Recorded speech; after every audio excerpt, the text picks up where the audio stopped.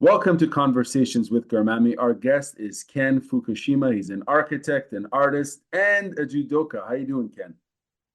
I'm doing really well, Garmani. Thank you so much for having me. Thank you very much for joining us here. We were chatting before I hit record, and we shared a lot of interesting. We had an interesting discussion, but I'm looking forward to this interview here, and I have a big question for you to start off our interview. Um, as we celebrate a century of judo in Canada, could you share what this significant milestone means to you personally, both as a judoka and a Canadian? I think it's when you ask that question, it really gave pause for thought, right? Because it actually the actual I think 100th anniversary was just this past week, um, and it does make me think that, geez, I'm pretty old because out of the 100 years I've been involved with judo for like, I don't know, 55 or something. So more than half, more than 55, actually. Holy cow. Yeah, a lot of it. But what it gave for reflection was reminding me, about my instructor and his background, right?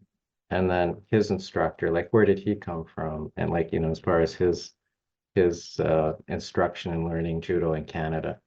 And how did that happen? And it is traceable back the 100 years, in a pretty straightforward trajectory from Kano Sensei, Jigoro Kano, the founder of the Kodokan of judo in Japan. And Kano Sensei was um, a really, really fascinating human. Yes, he's the founder of the Kodokan school, Kodokan Judo. But he was an educator and a diplomat. Um, he he was really interested in the power of judo as a societal influencer.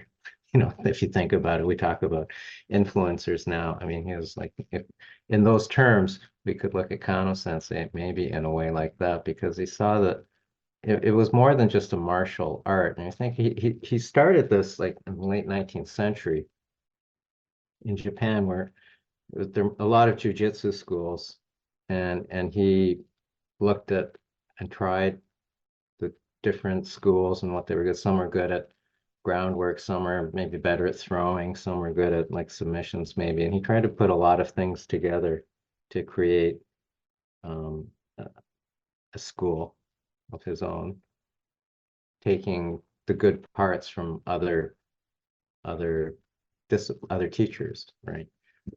But also expanding it to be foundationally an educational thing. That the pillars of judo need to be not just physical fitness and physical education, but also educational in terms of ethics and mental training, mental education. So he was an educator. He taught at university. He was a really strong proponent of judo being practiced not just in Japan but around the world. And he was a member of the IOC. Um, and I'd forgotten this, but Japan was supposed to host the 1940 Olympics. And Kano Sensei was actually traveling back from an IOC meeting, I think from Paris or something, and came through Canada on his way back to Japan. Anyways, it was his students who ended up coming to Canada, 100 years ago to start judo on the West Coast, some schools. And they had students mostly amongst Japanese Canadians living on the West Coast. And then, as I think most listeners would know, right, when the Second World War happened, all of the Japanese Canadians were on the West Coast were moved to internment camps and during the war, and including the judo instructors and students. and like they're students and then just kids, because they were in camp for 4 years, right? So they practiced a lot of judo in camps. And after the war, Japanese Canadians either they couldn't go back to Vancouver, to the West Coast. They either had to go to Japan or move east of the Rockies, which is why a lot of Japanese Canadians came out to Toronto, where I am, but like to the eastern part of the country.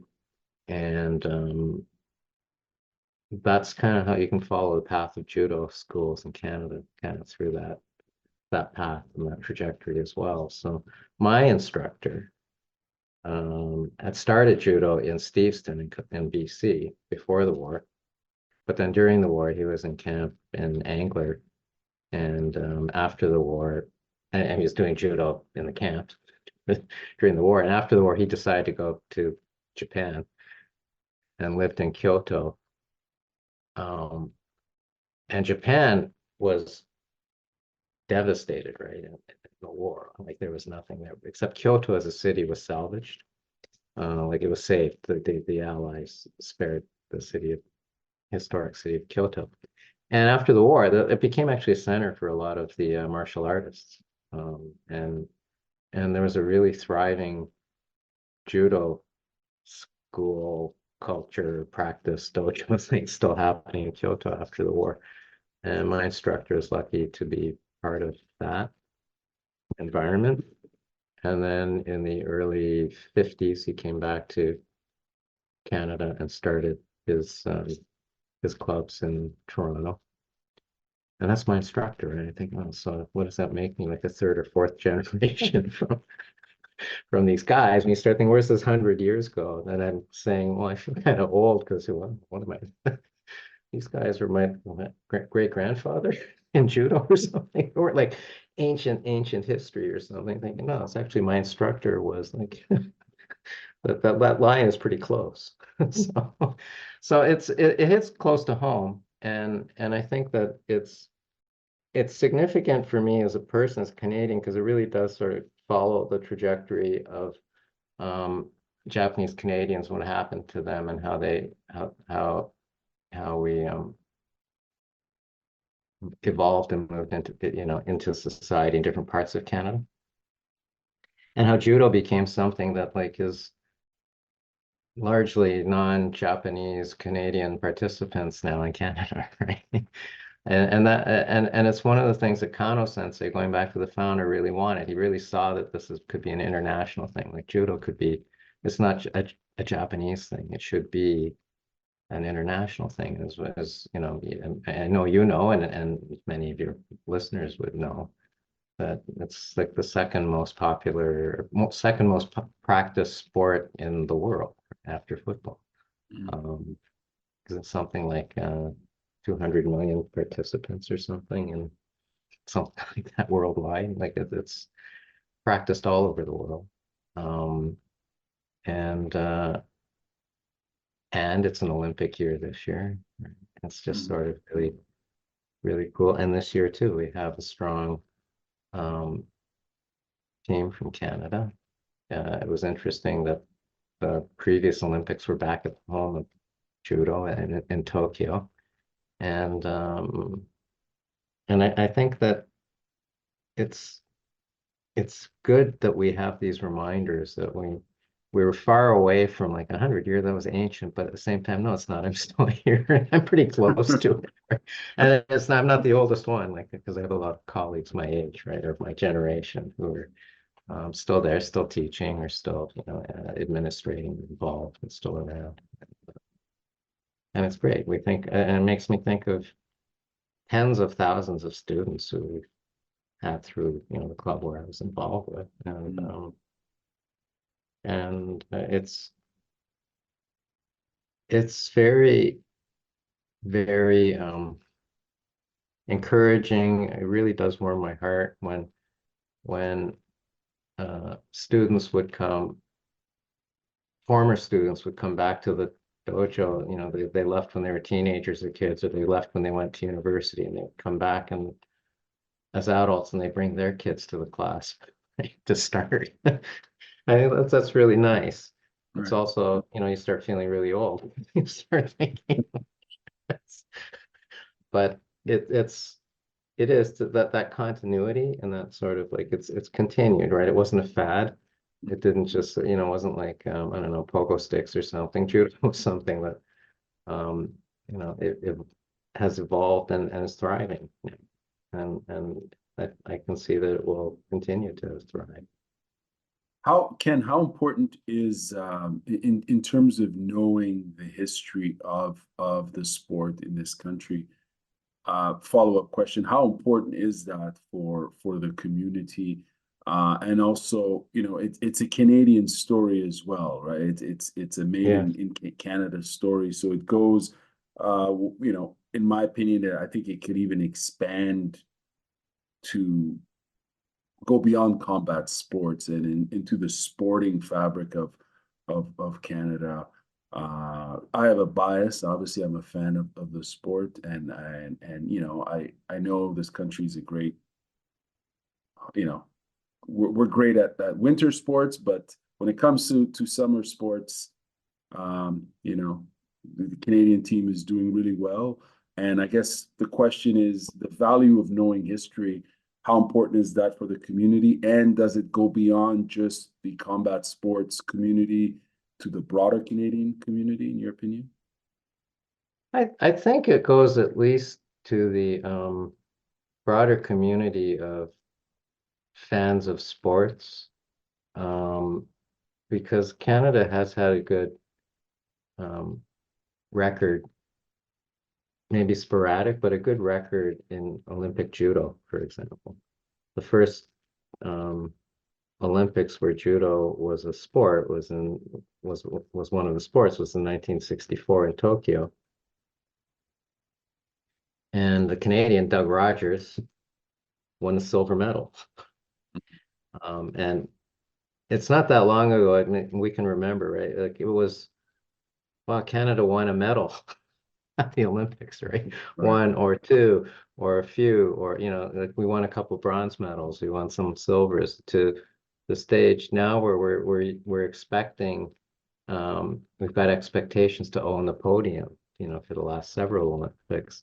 And we're favorites in many sports to bring home, be on the podium, if not winning gold, right? And we have expectations for gold at it's not just at newer sports or winter sports, but 100 meters. Right? Right. It's like, no, these are like sports that like are worldwide, like, no, our athletes in Canada have worldwide status as champions in their discipline.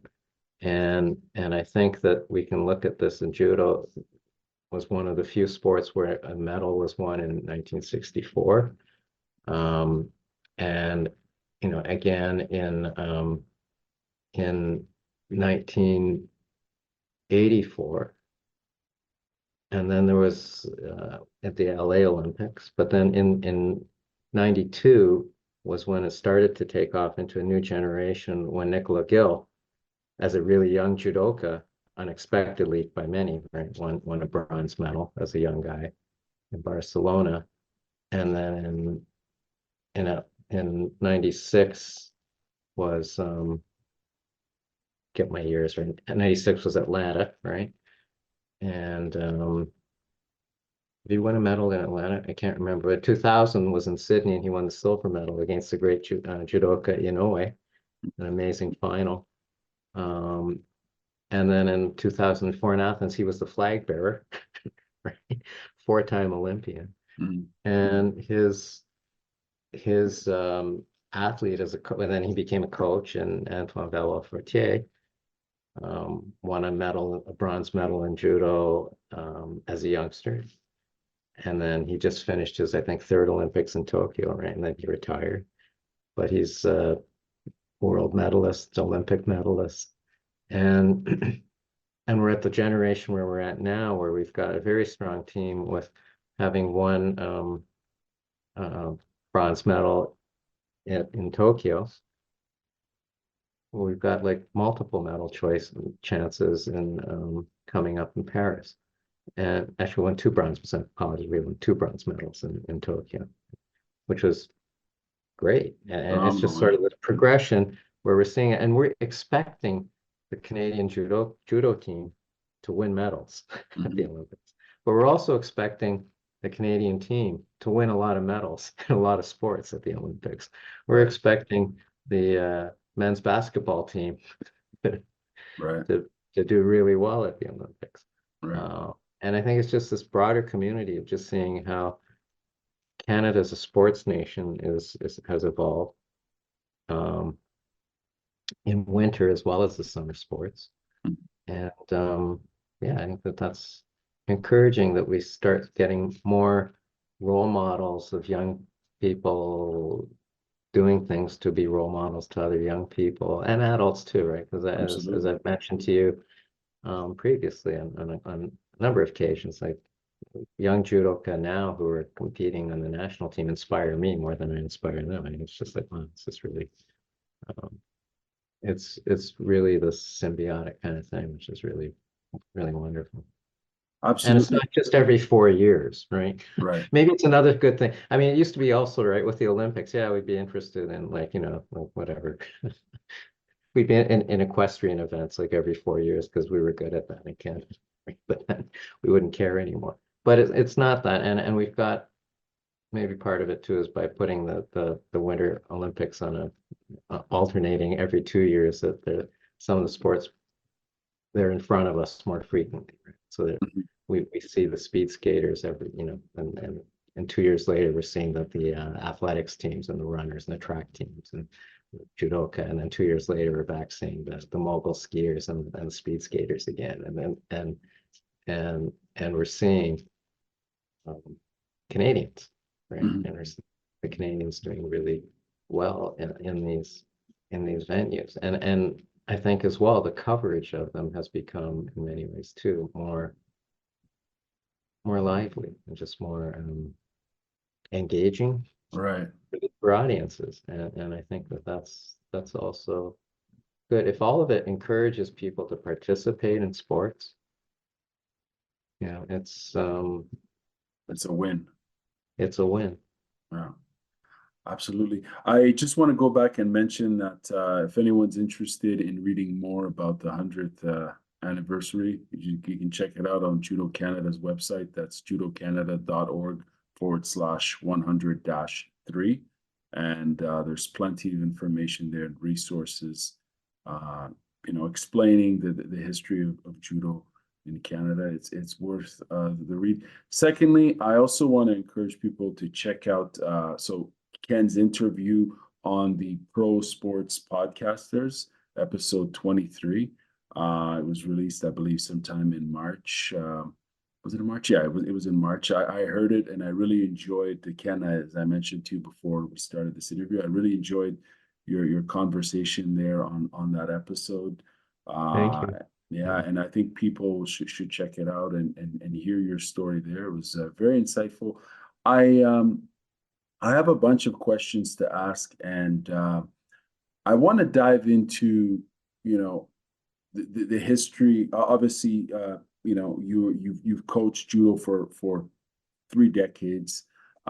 You're no longer, you've retired as far as coaching. You're no longer coaching. But I'm wondering, someone who lives in Toronto, if you can give us the history of the Japanese Canadian Cultural Center, Judokai, also the state of judo in Toronto and the GTA. I know that's a big question, but I reside in Ottawa, and I'm just curious to know, Canada's such a large country. There's dojos all across the country, and I curious to know what the scene and the community is like in Toronto. So if you could speak to us about your dojo and the community, and yeah.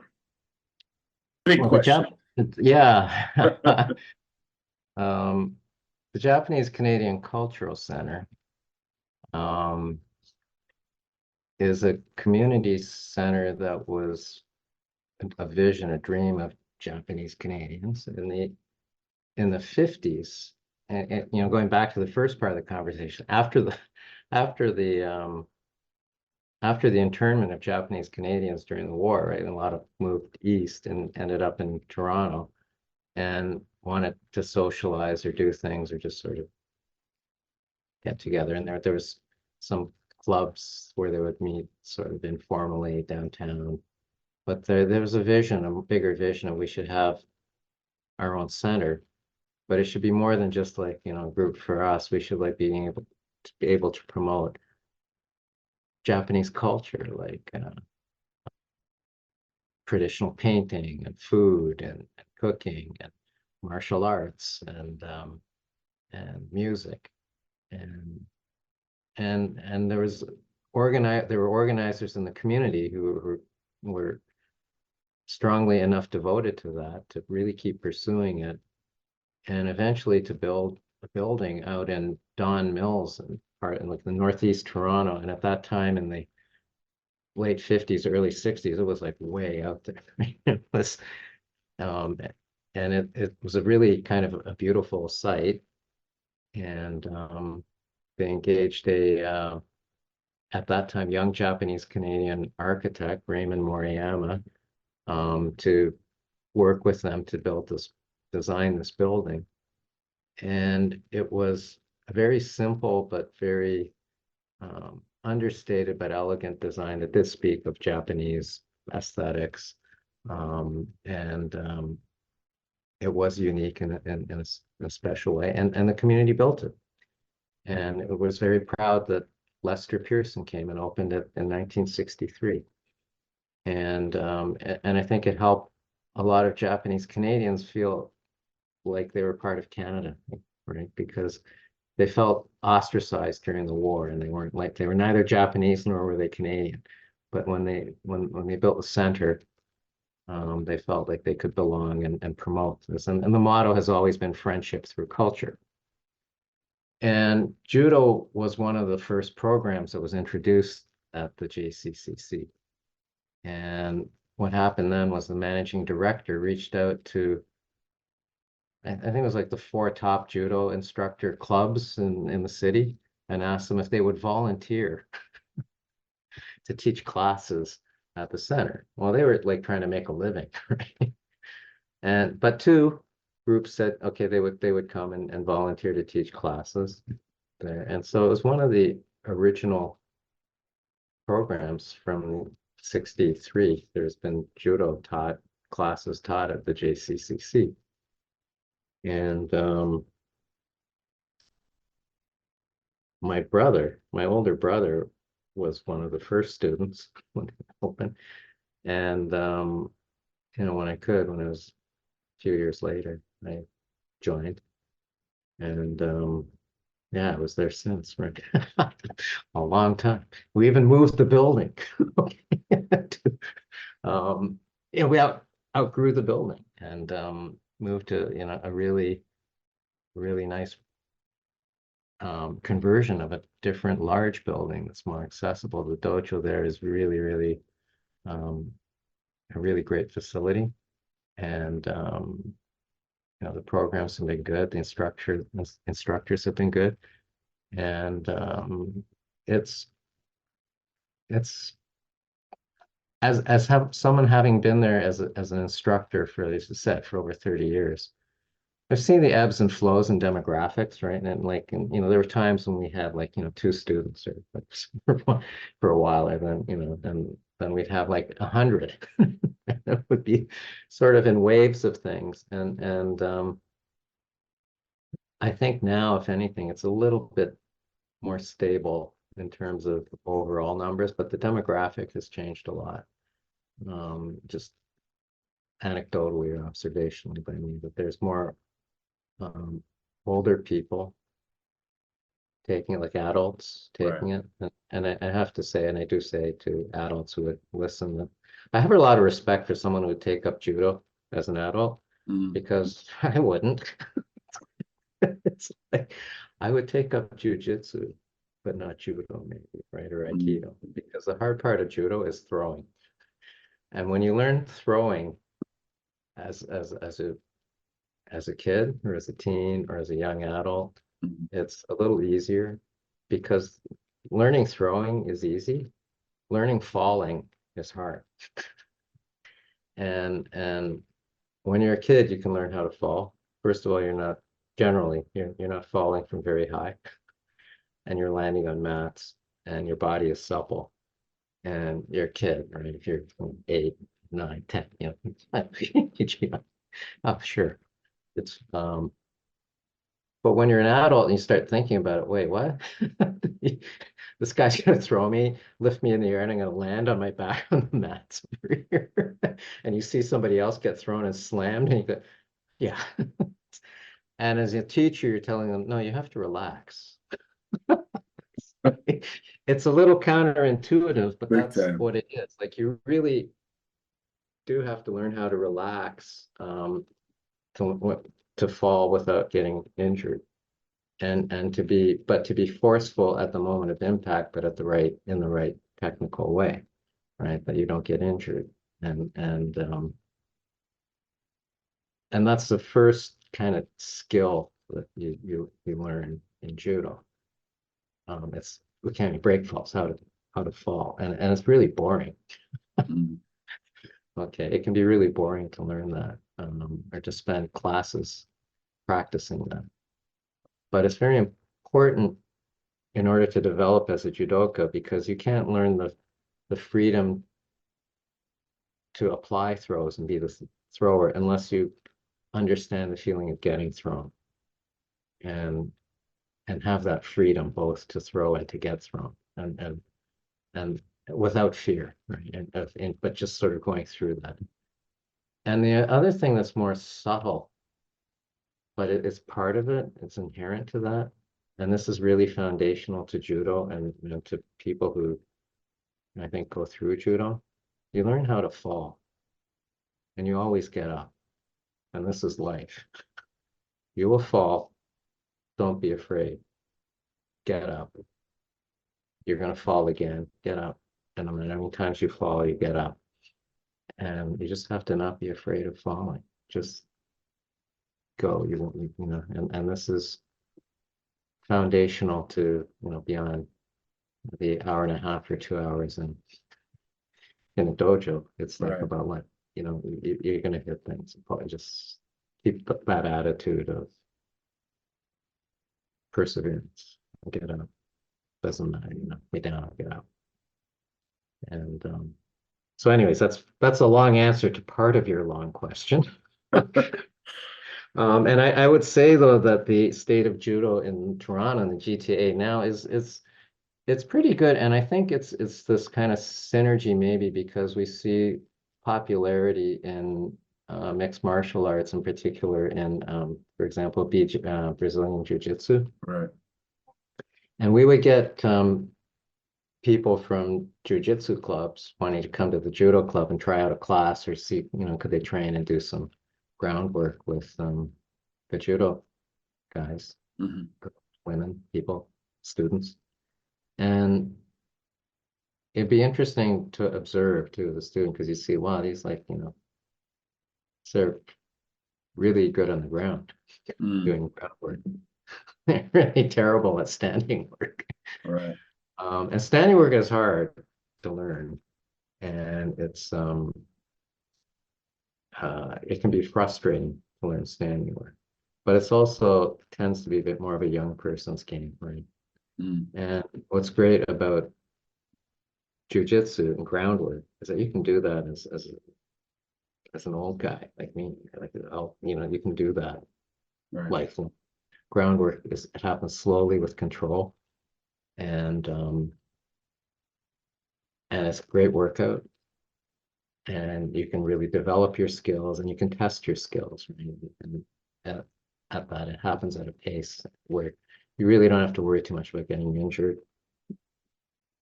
And so, yeah, I think that's what builds up the interest in having more adults taking up judo now.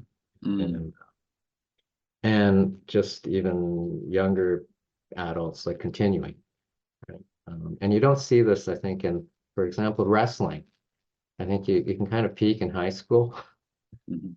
Maybe if you're really, really good in high school wrestling, you can go to university and be on the varsity team at university in wrestling. And then kind of like, there's not really a lot of lifelong wrestling clubs. And boxing too, it tends to be kind of sporadic and whatever it is. Sort of, but judo's like if you can latch into a club atmosphere or the club environment, it's something you really can participate in lifelong. And that's one of the goals of Judo Canada as well, and just sort of lifelong learning in sports, right? It's Right. not just in judo, but in all of sport Canada. It's a lifelong endeavor for a healthy living. And it's great that there's that gateway that you can do this. And it's not just physical, but there's a mental challenge to do it, you know, and also just a spiritual refresh of you know, good work that you can have.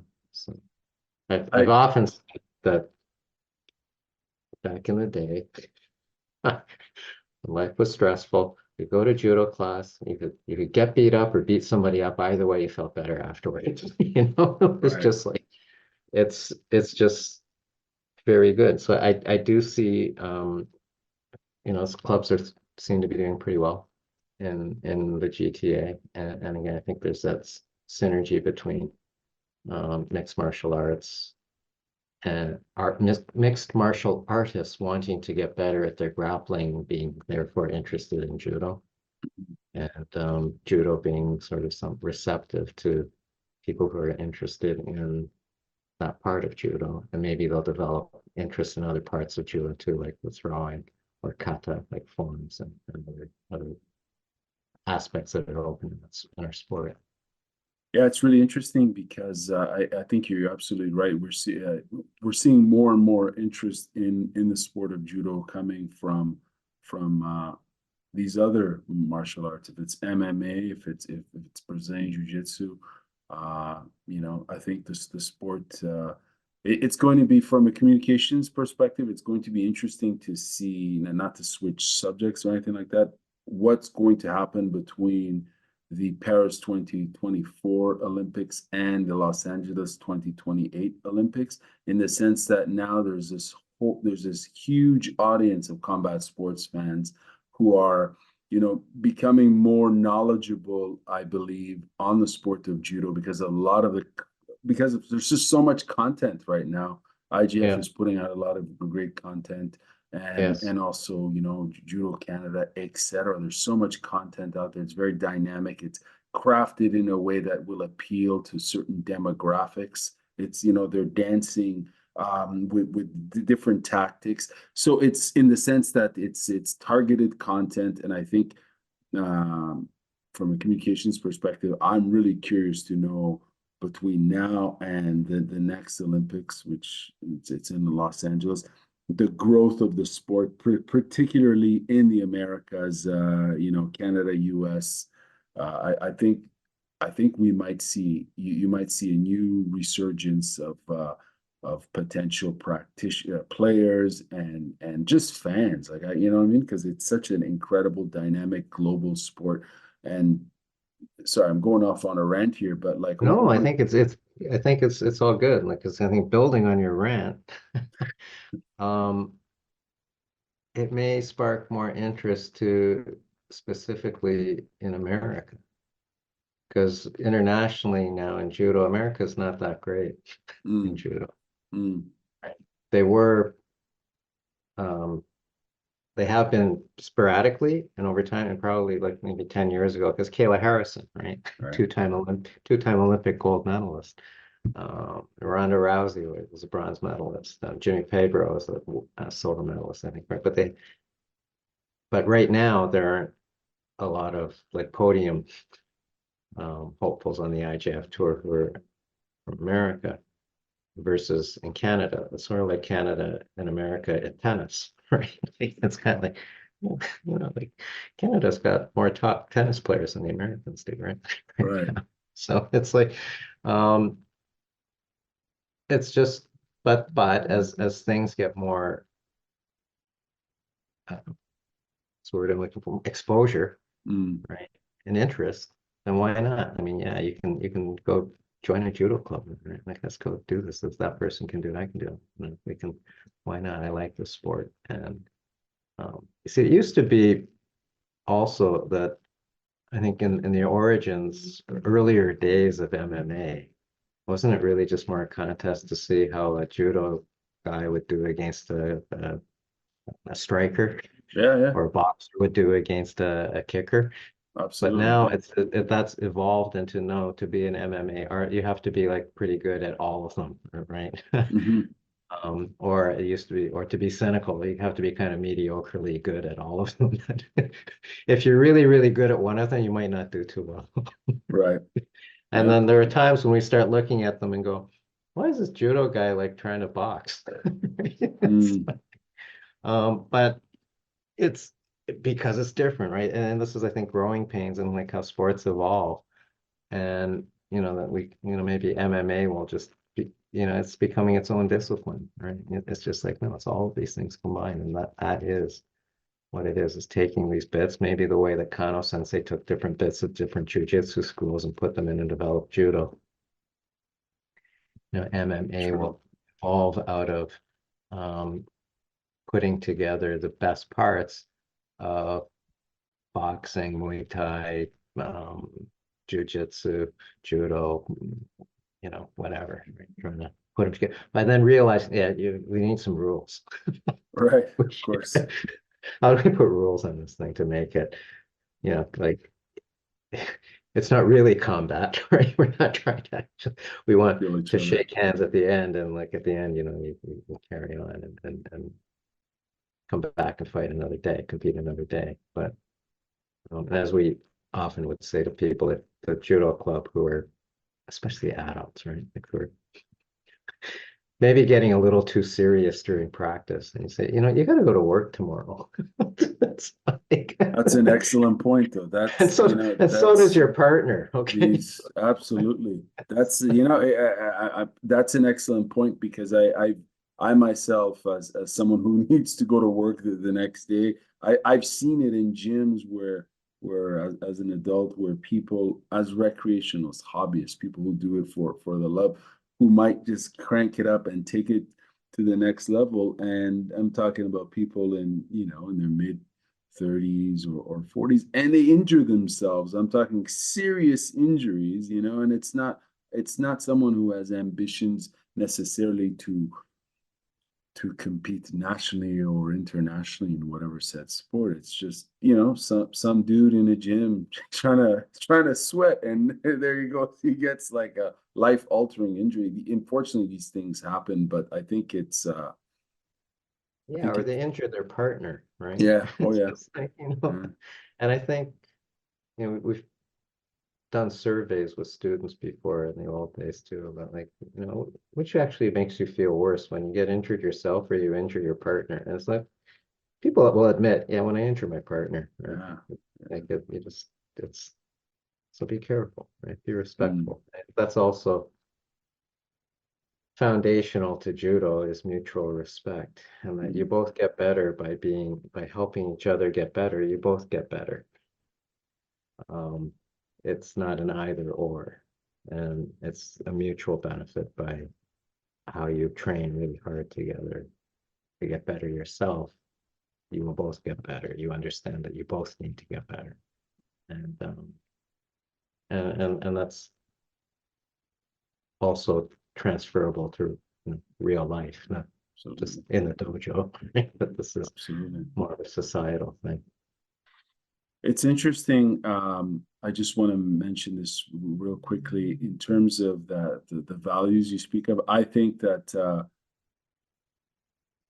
for practitioners of some other sports, I think they're coming to a realization that having values is integral to the development of one's sport and self. And I think judo's position, because it's a sport that really communicates and articulates its values through and through consistently, and this is my opinion from what I've observed as a fan who's observing various combat sports, amateur and pro, etc., that some of these other sports, I think, are beginning, especially for folks who are higher belt ranks. I'm speaking about Brazilian Jiu-Jitsu community. I think we're beginning to see the benefits of judo in terms of how it's established itself on the administrative side, but also having a core curriculum, values, and its history. You know, we're talking about in Canada, 100 years of judo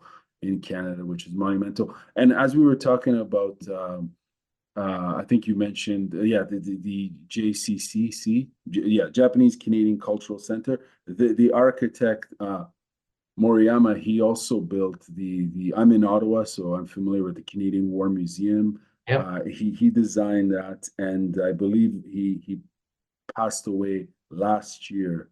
Yep. You know, but I'm just mentioning he's because you mentioned him, and obviously you're an architect, of course, and it's interesting that he's a legend in the Canadian, I think internationally as an architect. Is he not? Correct me if I'm Yeah, wrong. he is, and in Toronto he did quite a few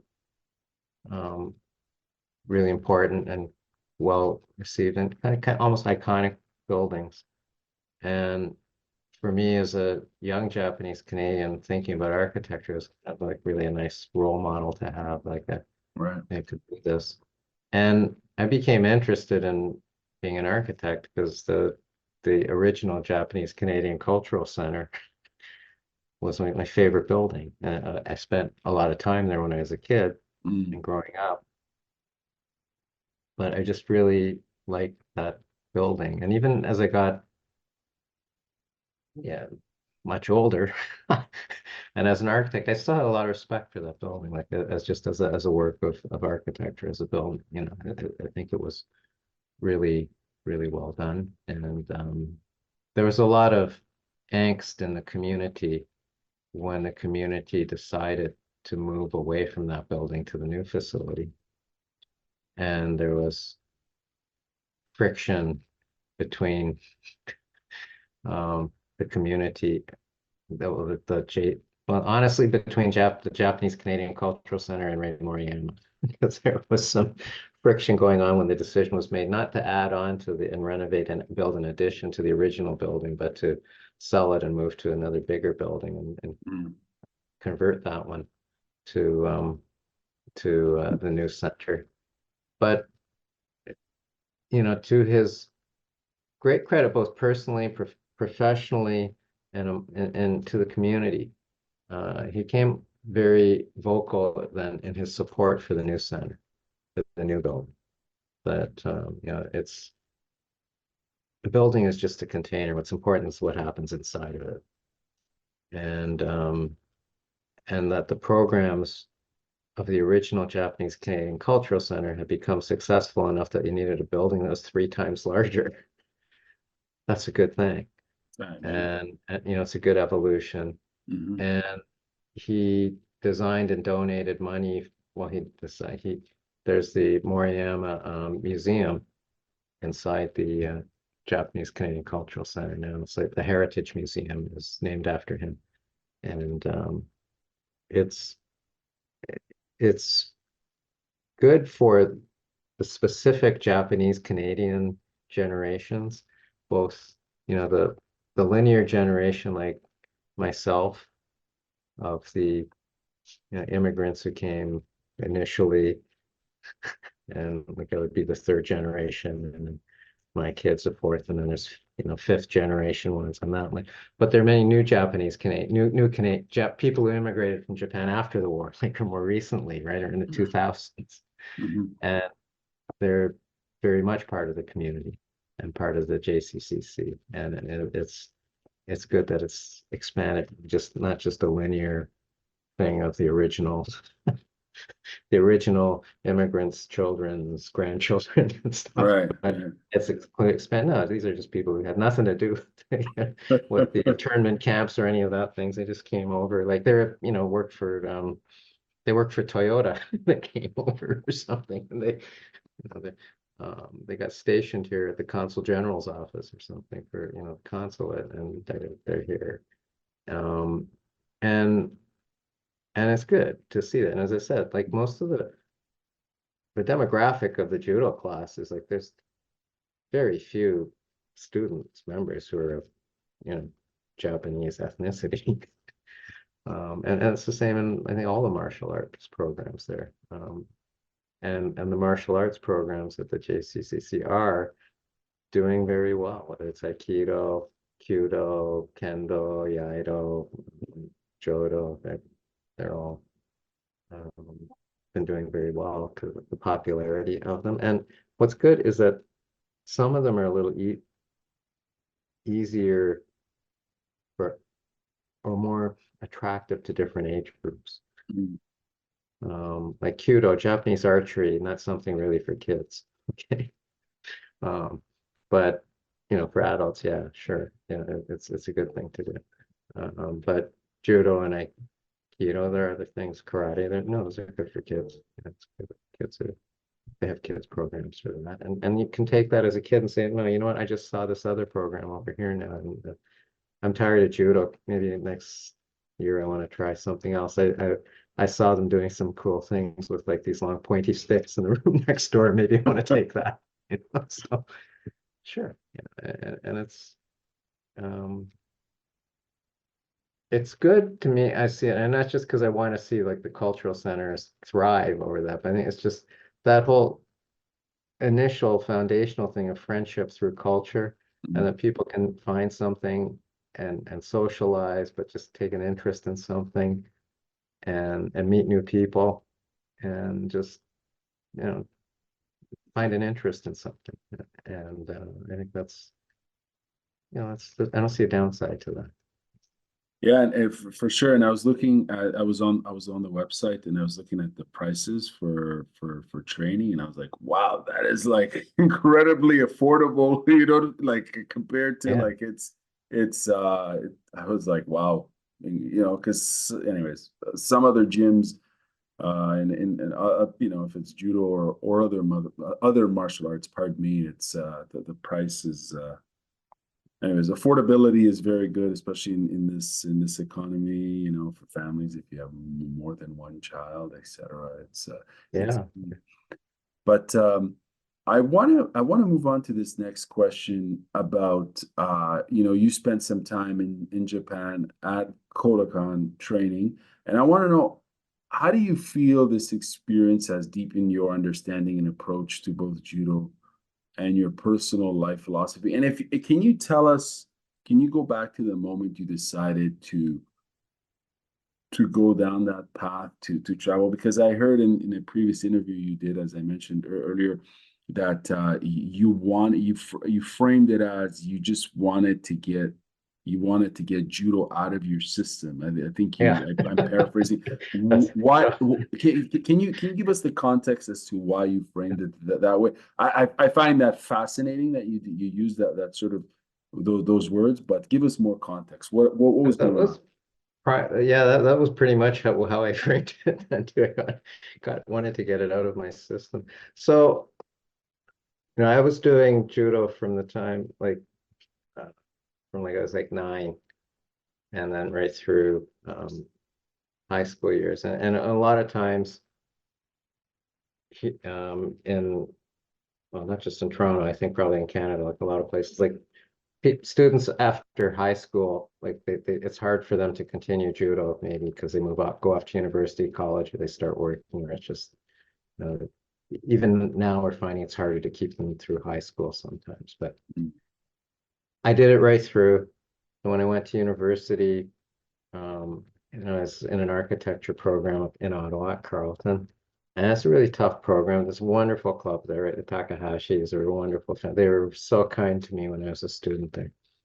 And they were great, right? And if you're from Ottawa or people in Ottawa know the whole family is just um they're not just first class athletes in terms of their skill levels and their teaching and their dojo, their facility, but just as human beings, I can't say enough. So the family is just really wonderful.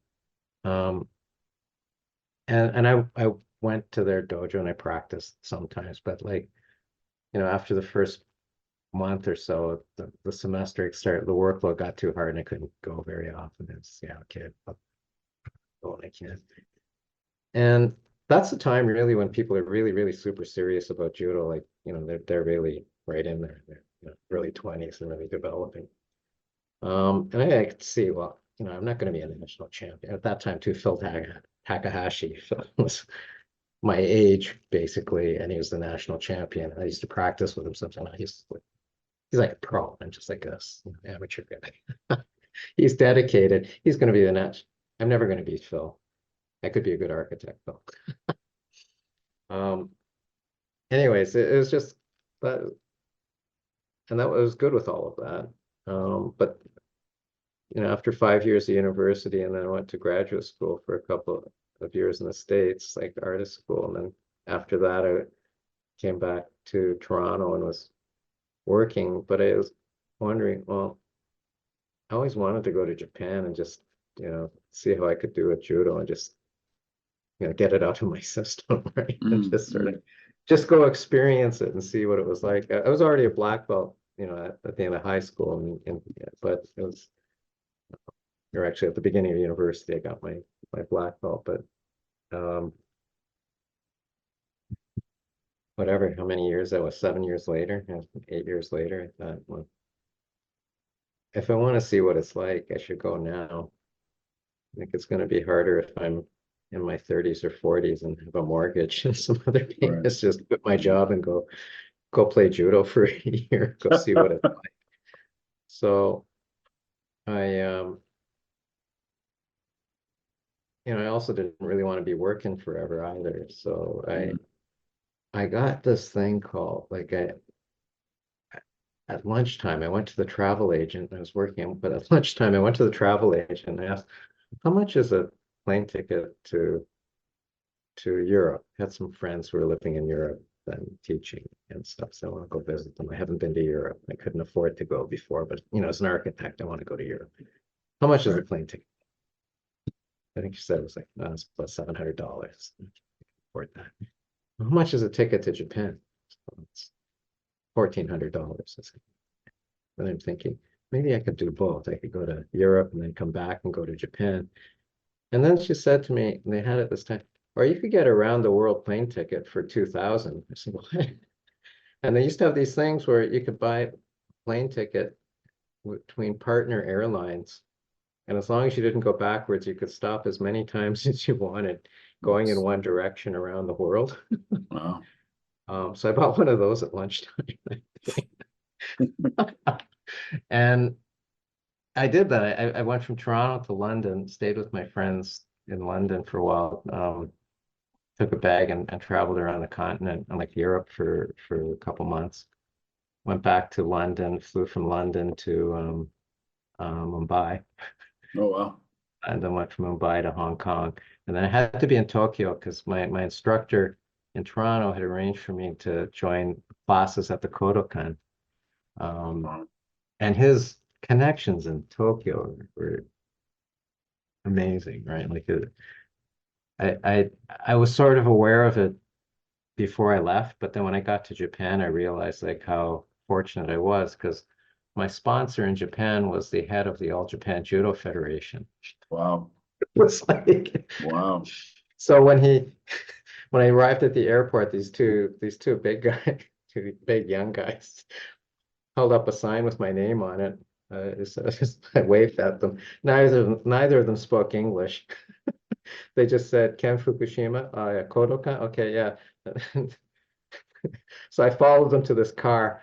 They didn't say a word the whole way. They drove me straight from the airport to the Kodokan, took me in the front door. I met a young administrative person, instructor, who worked at the Kodokan, who spoke a bit of English. He told me, oh yeah, Kudo Sensei, my sponsor, he said that we should be expecting you tonight. So then they took me up to the dormitory, set me up there, and then the next day I met Kudo Sensei. But it was like, wow, my Kudo Sensei is really important here. So, and so that was my introduction, and I had to be there, and then I enrolled also through my instructor here at a program for foreigners. It's like a Division A class, right, for like black belts basically to go. And the head of the international division was Abe Sensei, who was a close friend of my instructor because they'd been together in Kyoto after the war. So, Wow. and Abe Sensei was the head of the international division of the Kodokan. Very kind and very, but also way up there, right? These guys, I just this nobody guy who shows up from Toronto, right? Yeah. But so yeah, I got enrolled into classes, but I had a commitment as a student. I had to be at class 6 days a week. I could miss 2 days a month, something like that, to keep my visa, and participate in monthly grading tournaments. And yeah, it's just a great experience. Like, I mean, I met people, and the Kodokan is where judo people from all over the world are there, right? And so um, I met because I was staying at the dormitory at the Kodokan initially. I met people from all around the world who were staying at the dormitory as well. And in that other podcast, I gave this really long story about meeting the great judoka, great humanitarian, great sportsman, Muhammad Ali Rashwan of Egypt. I met there, and it was just this amazing year, and about around a year and a half in Tokyo at the Kodokan, that I just met a lot of people, saw really, really, I mean, of course, high level judo, but in Japan, but also from the people who are coming from around the world to go there to study. Like, not like, little guys like me, like, nobody's like me, but instructors from other countries coming to like go there for their grading at the Kodokan and things, and take the kata courses and things there. And it was really good. And people were the instructors, they were very kind. But I could see how, the eighth dan instructors really were over there. And the legendary instructors who were like these legendary all Japan champion competitors who were elderly, but they were the instructors who were overseeing the programs or the dojo. And within Japan, there were different rivalries between the different universities, and which is actually kind of cool. But it's because in Japan, can you describe it? Like, it's like judo in Japan at universities is a bit like basketball at university in the States, right? It's like really Wow. highly competitive teams, and it's just like these schools. It's just like, yeah, it's really pretty amazing. But seeing that level and being around it for a while was like really, really life altering. And I met this man, Muhammad Ali Rashwan, who was a great Olympian sportsman, champion, and Egyptian. Many years later, he contacted me when I was back in Toronto and told me that his very close friend and his friend's family was moving to Toronto. And he asked me, he told me to treat his friend's children as if they were his, right, or mine. to And you know what it's like, right? And somebody's asking you, they're not asking you. It's like your obligation. And they do it. They're like my family. And my joke, yeah, my wayward family sometimes, but they're my family. um, and because they came to Toronto and came to the JCCC, years later, when Shetty and Mohab's family left Egypt, they moved to Toronto and they came to the JCCC because that's where their cousins were. Mm. And so I said, yeah, it's not like I planned and recruited like these Canadian Olympian to be a member of my club. It just sort of was, fate or Serendipity? serendipity or karma, or just, it's a development of a relationship that I magically established somehow in the late 80s, before Shetty and Mohab were born, right? Wow. It's like, Yeah. so it's I'm very close to them personally, and of course, like as you know, as in judo and in my role as coach as they were developing and coach, I put that in brackets, right? It's like their sarcasm coach sort of thing. But it's like um, it's just been very inspiring to me, both as a judo person, but I think just more personally, that just to see this connection through life. That I happened to be in Japan at the same time that Rashwan happened to be visiting there for a training session, and he befriended me because he spoke English and was looking for somebody also slow who didn't like jogging to go running with him in the morning. So it's like, That's awesome. I have I want to ask about this trip, this your decision to go. I want to go back to that, but before I do, I just want to quickly mention that there's a video that was released back in 2018.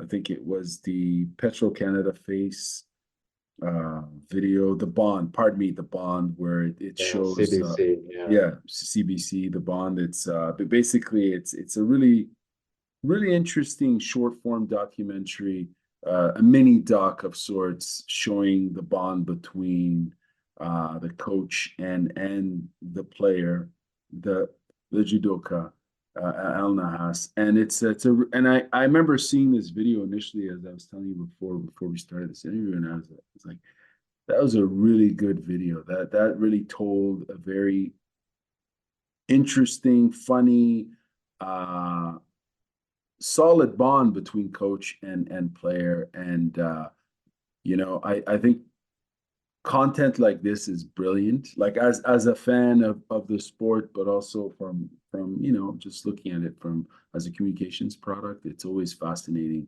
when you can tell so much in such a short amount of time. You can show the power of like mentorship, coaching, and also humor, because you're sarcastic the way you're interacting with both of them.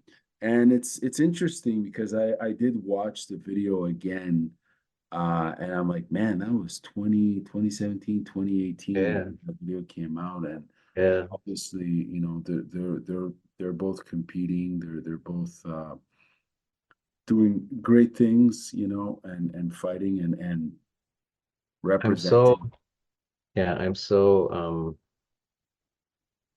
happy for Shetty, particular, that he had that goal, and he was young then, right? Like he was 18. Wow. He was pretty young. Right, It right. was 2017, so yeah, he would have been 19 years old then, I think. And then Mm, he was just embarking on this next step to go from being a national champion to being an international competitor. And the leap from being a senior national champ, an age from being a provincial champion to being an age group national champion to being the national champion, the senior national champion, and then to win medals in international competitions, and then to win medals at the highest level, like on the IJF tour, right. and then to win competitions like slams, grand slams on the International Judo Federation World Tour, and to be, ranked, seeded going into World Championships and the Olympics. Like that leap is like so huge. Hmm. Each step is so huge. And to see Shetty is the only one who's made all of those leaps in the over 30 years of kind of being involved as a teacher in judo, 50 plus years of being involved at all with judo. Wow. But it's it's I feel so happy though to see how he is still as a person.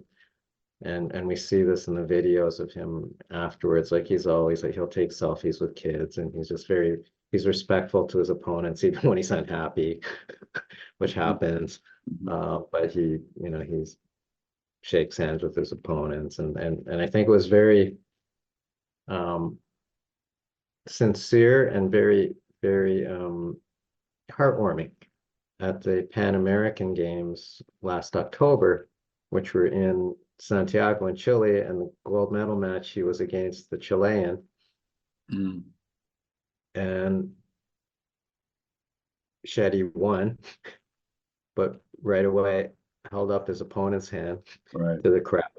Yeah. Right. And led the crowd in clapping for his opponent, the Chilean. And you know, and he was saying afterwards, like, he's, you know, they're buddies, they're friends, they know each other. And it was, he wanted to win, of course, but you know, he wanted to acknowledge his friend. And this is important, right? Like, because as we tell anyone at judo class, I mean, all the stuff we teach you at judo about, like, whatever you're doing at judo, about mental training or about like morals or ethics or any of those things. Okay, like, okay, so you're here what, for like an hour and a half, 2 hours? What's important is what you're doing for all the time you're not here. Okay, these are things that are supposed to translate, that, you know, you're healthy physically, mentally, you're just a good person, you're respectful, you know, you know, if we give you a hard time about being late for judo class, it's just like to be respectful about time when you're not at judo class. But like, you know, it's just these things about you know, it's all in context, and to see an example like Shetty, who's like an, you know, an Olympian, and at that level of competitive athlete, also sort of embodying those things. You know, he's not like out there dissing his opponents and things, but they're doing things that are being respectful still, and being like, he always acknowledges his brother. And you know, I think that's what's important, right? Family and life after that you bow out. It's like, and yeah, that's really important. It is, yeah, absolutely, and you're right. Like, even after all his matches, you always see a genuine act of respect for his opponent, his sport, and you know, his team and everything he represents. I think he's quite the ambassador of the sport, and very entertaining to watch. I say entertaining to watch because, I mean, you look at his matches. And I think we've been saying this for years. If you watch him fight, he's always giving 110%. And you know, I think I just think, you know, for Canadian sports, especially when you consider how dynamic the sport is visually, and especially from a combat sports. As a combat sports fan, I think if you were ever to show someone who's not familiar with their sport what this sport is about, you know, in terms of like dynamic visuals, very entertaining fights, and it's fun to edit his matches, I must admit. I was just gonna say, like, you put together such a great reel after the Antalya Grand Slam. Like, you know, also to the soundtrack, the Voodoo Child was great. But I mean, it's just but the highlights, like, he gave you the highlights, like, and Anthony Corelli, the announcer, like, described him after the Olympics last time too. It was like, described as, you know, he's like a knockout puncher. Right. When you watch Shetty in judo, he's sort of like that kind, because a lot of times he wins with these just spectacular throws. And that's true. And he burst onto the scene on the world tour by having spectacular throws. And people were wondering, who is this guy, right? Where did he come from? And then it got harder, more difficult for him. And people, of course, they study their opponents, right? And try to overcome those things. And Shetty acknowledged, and has been acknowledging, that what the part of his game that's evolved is his ability to be more tactical and to be more strategic in his matches. And he laments the loss in the bronze medal match at the Tokyo Olympics, because it was really a tactical thing he could have done better, right? I don't want to say it's a mistake, because well, I mean, neither of us and very few people have been in that position, right? Right, of course, of course. Have that opportunity even, but Mhm. and I would never call it a mistake. I just say, it's a lesson. He was over anxious. He was eager, and in the Right. end, it's like, yeah, he made a mistake, and the guy who threw him was like the two-time world champion. It wasn't like, Mhm. someone who just took up judo or something. It was like, Right. and but I believe, and he said this, and he's using that has used that now as his motivation to fuel him for, podiums at the Worlds and at the Olympics coming up, and that's why he doesn't want that feeling again. Mm.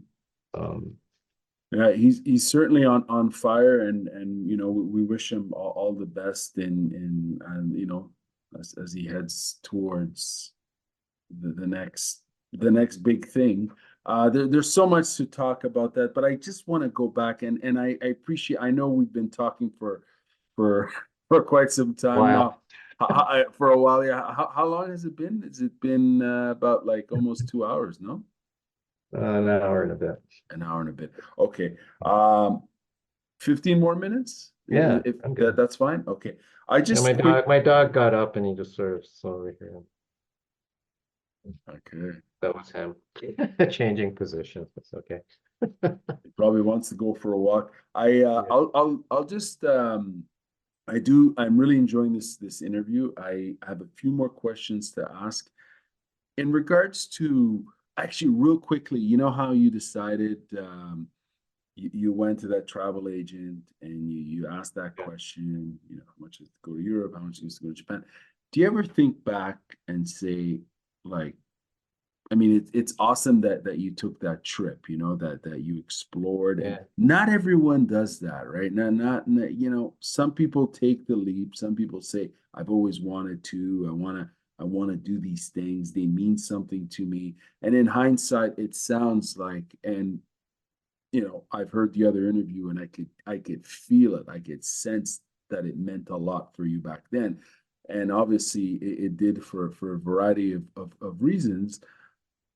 Do you ever think about, like, what if I had not gone on that journey? Like, you know what I mean? Like, cause like, did you ever think about that? Like, I guess not, because I don't, I can't think that right, I did. right. But what I do think about on it is I did that, and then it's like one of those things, like I'll address it now. So why am I, like hesitant about doing this now? Something like, why am I hesitant about starting my own company, or why am I Mhm. hesitant about doing whatever, right? Moving, or why am I, it's, I guess you kind of get more, it's not really philosophical, but it's just more zooming out a bit more and saying, well, what's holding me back? Because, like, the only thing holding me back ever is me, right? Mm, And living is a leap of faith, absolutely. Yeah. right? Every Yeah. day. And I think, and maybe this is something that I became more sensitive to through and over the pandemic and afterwards. But yeah, it's like remembering that, and reminding oneself that, tomorrow isn't promised to anybody. Mm, So what are what am I afraid about doing today, or what am I putting off till tomorrow? If I'm putting it off till tomorrow, I guess it wasn't very important. mm. Um, and then, I mean, of course, there's also, we get always say, well, we can talk ourselves out of doing a lot anything, right? Right, It's right, it's always easier to not do something than to do something. right. To take that leap of faith and just do it. It's just like, it's really, if we if I put the effort into focusing on it instead of avoiding it, Mm, why don't I do this? Then, I'll come right, yeah, I could do it. Right, I could do this. No.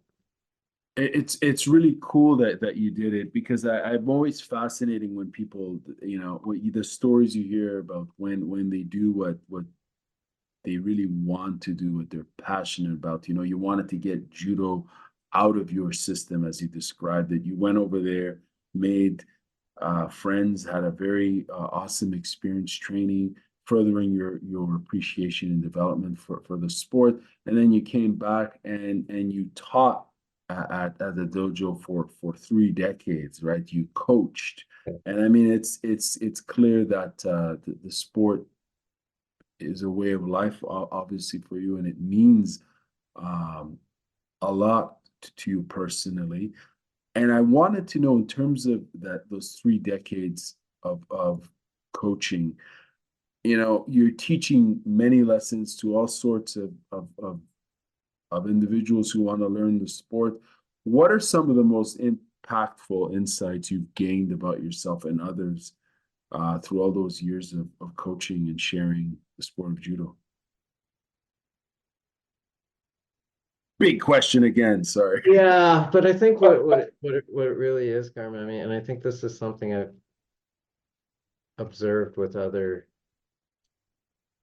teachers in the club, or not even just in our club, but I really felt that if the students weren't able to do something, if the students weren't learning something, it was it was on me as the teacher to change what I was teaching or how I was teaching things.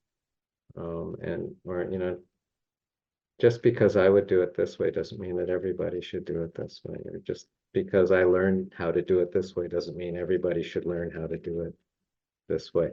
Yes, there is a basic way to execute a technique, to develop it, but there's not a single way of how to teach that technique. And if they're not learning it, or they're not able to do it, well, maybe it's me, not them, right? Like it's not, I need to adapt, or some people are learning it, but others aren't. Like it's, well, why aren't the other ones able to understand it? How can I change how I communicate with them or demonstrate, or is there a way I can try to do this? And more importantly than that, are they enjoying this?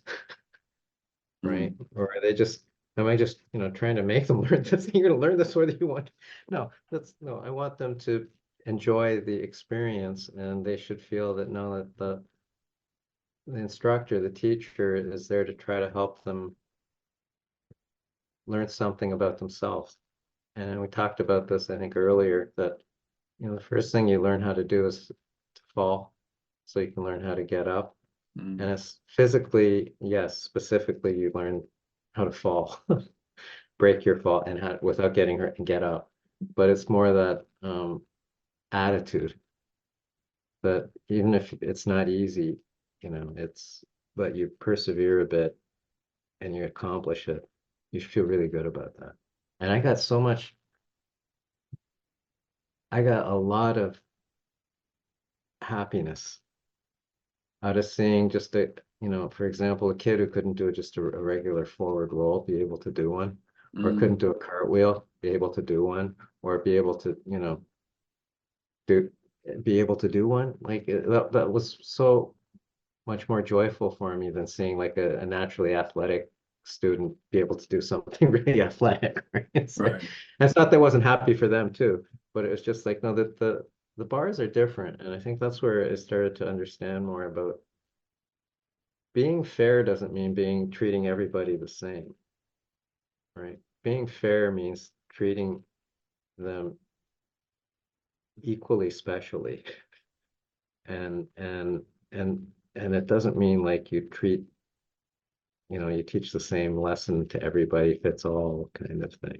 And the standard is the same for everybody for what you need to learn. Maybe we need to, teachers, adapt to the person sometimes. It's, like, in this last 3 weeks, this person learned way more than the other person did, even though they, from where they started to where they are now.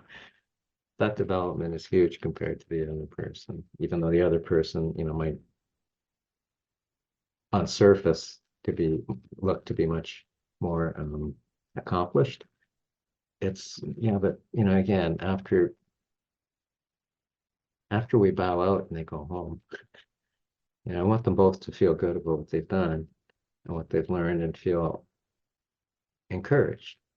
Hopefully encouraged to come back and keep learning, but just feel good about themselves, right? And to feel good about the teacher was nice, the other students were nice, and it just was a good experience. I think my screen might be frozen. Can you hear me? Yeah, okay. As long as you can hear me, your yeah. screen's Oh yeah. frozen, but okay. Sorry, I Yeah. I can hear you. I can see you. Okay. I'm gonna ask you two more questions, and Okay. if that's okay, we'll Yeah. just wrap up in 5 minutes.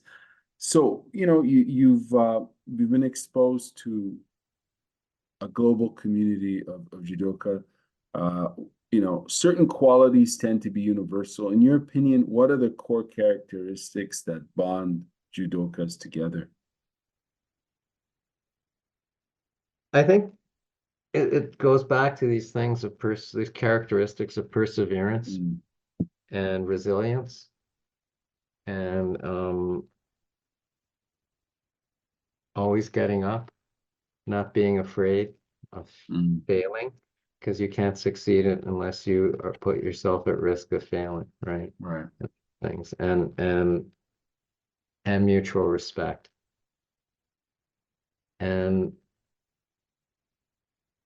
when I was in Japan, I had this really became a really good close friend with an expatriate Canadian who had been living in Japan at that time for 7 years. He was about the same age as me, he's the same size. He's just a really great guy. And he just really taught me a lot about toughness Mm, and being tough. He was a kind guy. It wasn't like tough and mean to me, but he was just like very encouraging and just sort of like in those ways of just being tough and yeah, you can do this, right? And just go out there and just like you have that attitude of somebody to, you can be my size, like small, but still go out there and be like me. Well, it's great in Japan, like the grading tournaments. It's the old-fashioned way of it's just like if you're a first degree black belt, you fight other first degree black belts, and then when you beat enough of them to get enough points, then you can qualify for your second degree black belt, right? And then but it's not by weight or age. It's just by, if you're at that skill level, you compete against other people at that skill level. So mm, you might be little like me and have to fight somebody who's like twice your size or something in a competition, right, to get your grading points. But you just go out there and you do it. And that was kind of cool, right? To be able to do that.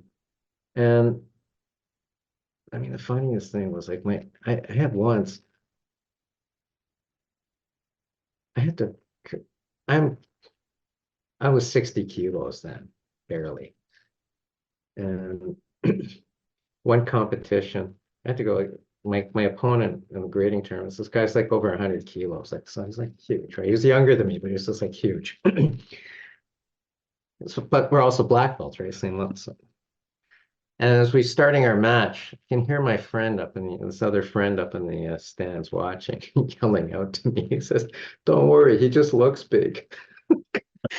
I'm trying not to laugh. Going out. man. So yeah, whatever. Fast forward, like I don't know, 20 years. When Shetty's like in one of his first competitions in Canada, he's fighting in the heaviest division, which was over 66 kilos. He weighed like 68 kilos, I think, right? He was like, what, 12, 14 years old. And his opponent was some guy from out west who weighed 124 kilos. Oh wow. Bigger than the guys he fights now, right? Right. And we joke about it now, like his cousins and his parents said, "No, but Shetty, your dad was praying for you." And they were worried he was just gonna like die, and get like squished. And I just told him that Shetty was Don't worry, he just looks big. Anyways, Shetty beat the guy. Right? It Nice. was one of those things. But it's those things of just, yeah, you can be, don't doubt yourself. Just go out there and do it, and just like, but you know, you don't have to be too serious about it either. It's a game, right? Right. And just and have some fun with it. So that's, I think the qualities are, yeah, you're resilient about it. You persevere. You know you're going to fail sometimes. That's part Mm, of like getting better, but you get mm. up and you keep going. And that's, you know, and that's, and you be respectful to your opponents and to the sport, to the referees, even if you disagree with them. It's just a match, right? And yeah, you move on. So, Last question for you, Ken. By the way, I really appreciate your time and everything you're all right. sharing with us. This has been it's been awesome. With the upcoming Judo World Championships and the anticipation building for the Paris 2024 Olympics, do you have any particular thoughts or predictions on what we can expect from these events? Expectations are high for Team Canada both. Mm, And in specifics, Canada is very strong in on the men's side in one, two, three divisions out of seven. Canada is very strong mm, competitors. Under 73 kilos, Arthur Marchelidon.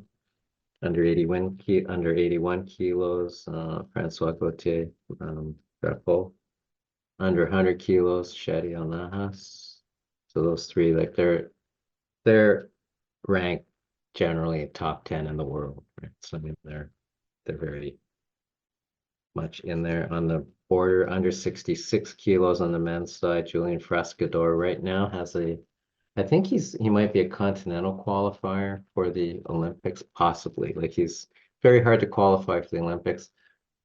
All of them plus some others will be competing at the World Championships, and if they do well there, they get qualifying points, so they could bump into, you know, qualifying for the Olympics, um, as well as under 90 kilograms.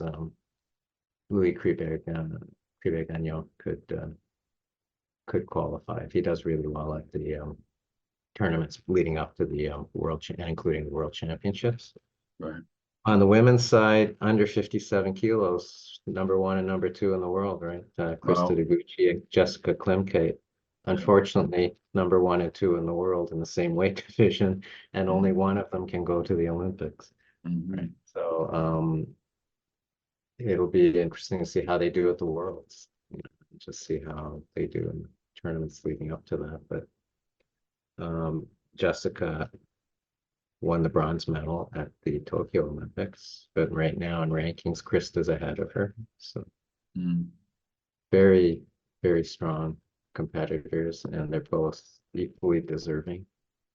Under 63 kilos on the women's side, Kat BP, Catherine Boschnap, she's great. She's bronze medalist at the Tokyo Olympics, and I think world she might be world number one still under yeah, I 60, think so. so it's definitely up there, right? And she's a medal favorite, a contender for sure.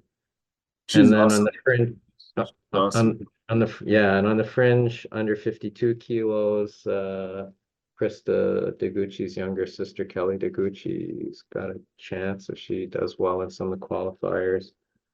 And under 78, over 78, there's some one younger competitor and one older competitor who are trying. They're kind of on that borderline. And again, if they can do well in the tournaments leading up to the before the Olympics, the Grand Slams, they have a chance maybe to qualify.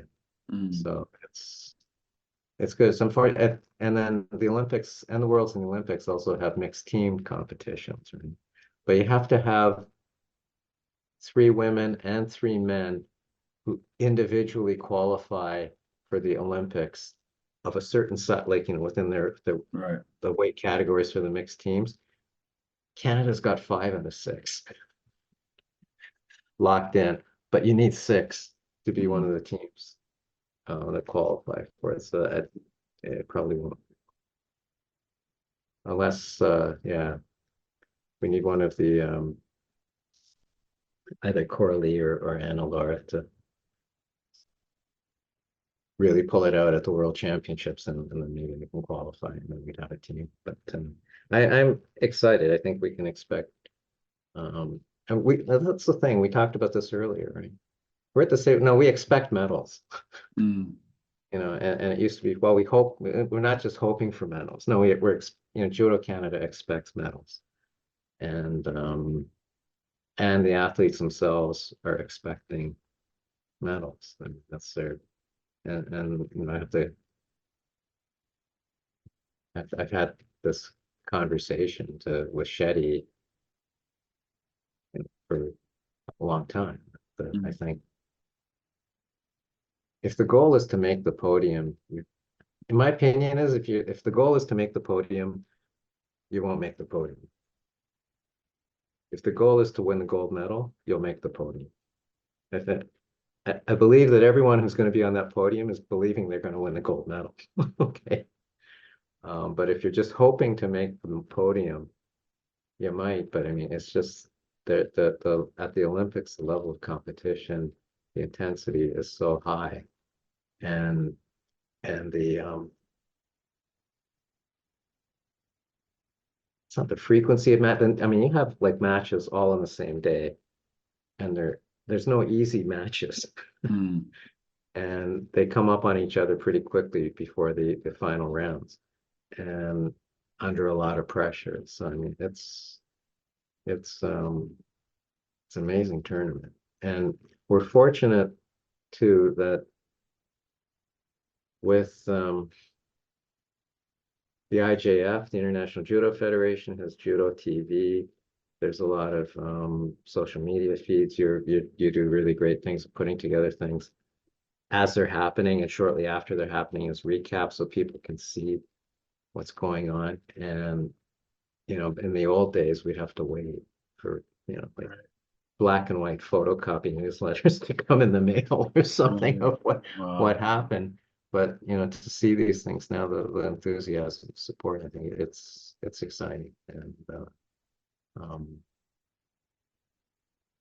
I'm really looking forward to seeing it. I mean, it's just experiencing it. And Paris, France is such a judo country, Mm. like number 2 in the top 3 in the world, right? Like Japan, France, and Georgia probably have Mm. um, strong teams and strong participation. Um, it's a huge vibe. Shetty often talks about how the vibe at the Paris Grand Slam is amazing, just Mm. because the crowd is so. I mean, it's like going to a hockey game in Canada, right? It's Right. just like the Yeah. vibe inside a small arena is so enthusiastic and knowledgeable. It's should be wonderful.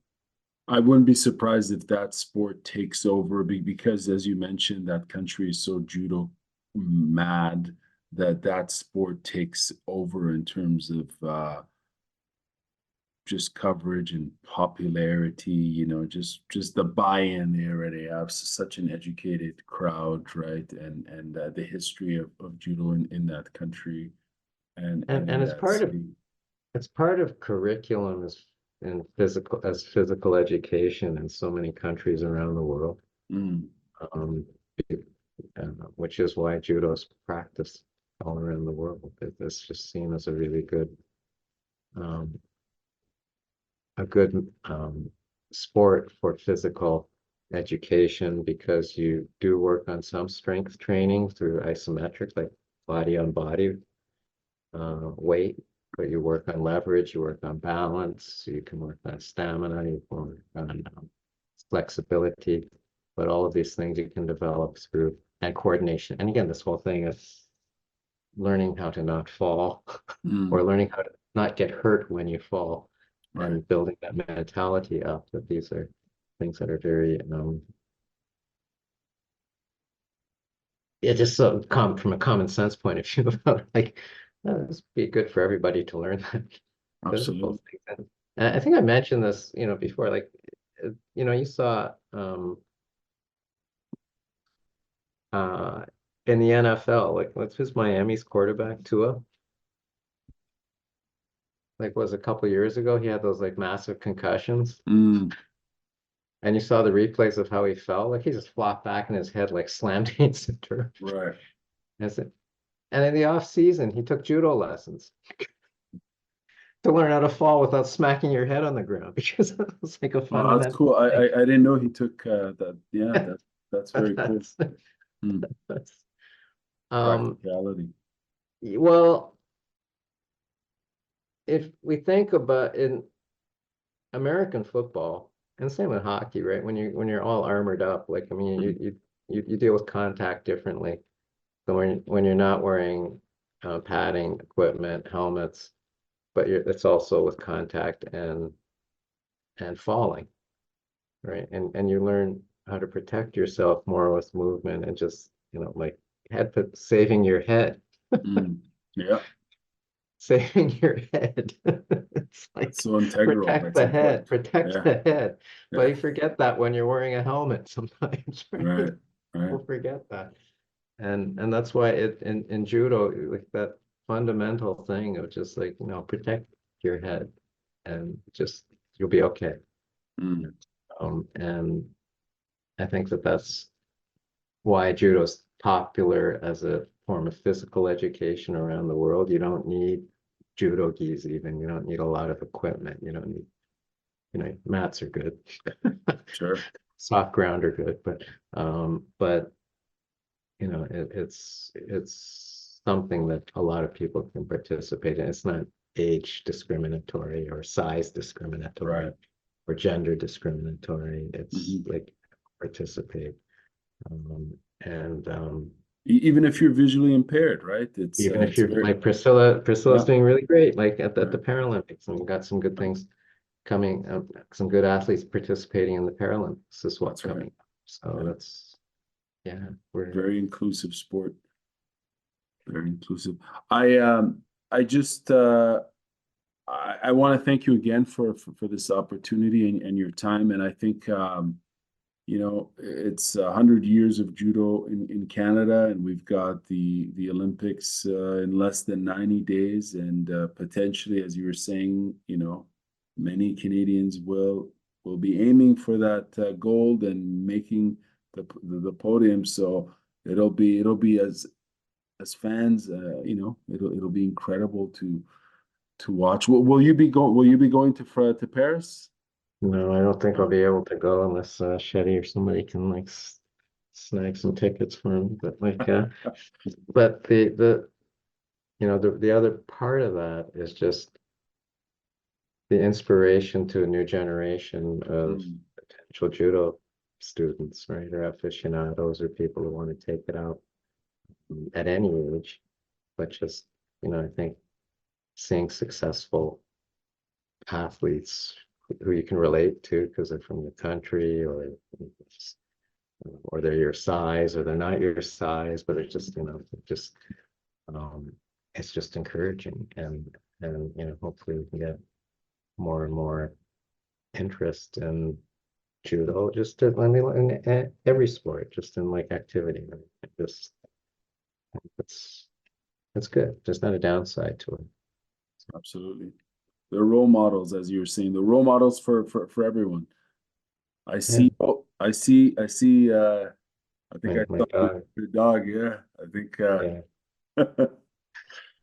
Thank you very much, Ken. Have a Oh, wonderful thank you week. very much, Carmen. This has been awesome. Thank you.